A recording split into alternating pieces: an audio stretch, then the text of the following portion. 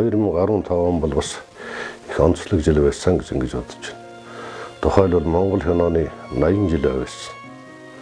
Тийм учраас бид киногаа хөдөөгийн ил амьдралаас сэтвэлсэн Монгол ах хөтэй кино хийе гэж ингэж орсон.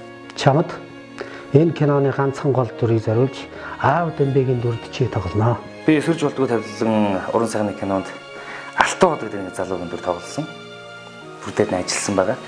Нэр нь их гоё. Тэр одоо хүний үерхэл нөхрөлийн тэр бүх сайхан чанарууд энэ кинонд шингэсэн учраас манай кино бол бас ард түмэнд хүрэхээр сайхан бүтээл болох байхаа гэж би уран бүтээлч хүний хувьд бол бас баттай хэлж байна. Зорчодоогүй хатан бүсгийнэ